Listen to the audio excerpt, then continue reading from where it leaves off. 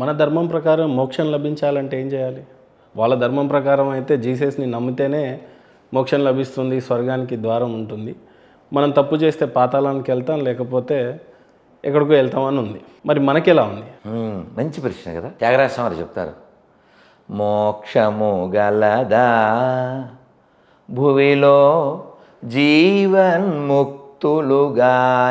వారలకు మోక్షము గలదా. మోక్షం దొరుకుతుందా ఎవరికి? భువిలో అంటే భూమి మీద జీవన్ముక్తులు కాని వారలకు అంటారు. జీవన్ముక్తి అంటే ఏమిటండి? ఇక్కడే ఉండి లిబరేషన్ పొందడం. మోక్షం ఎక్కడో ఏదో ఒక లోకంలో ఉండడం కాదండి. నీ మనోస్థితి, ఆత్మోద్ధరణ ఈ భౌతికమైన దానికి అతీతం అయితే అది మోక్షం. ఆ మోక్షం ఎక్కడో ఒక ప్లేస్లో ఉంటుంది. మనం అక్కడికి వెళ్తాం, ఏదో అనుభవిస్తాం, ఏదో తాగుతాం, ఏదో 72, 82 అసలు అలాంటి కాన్సెప్ట్లు కాదండి.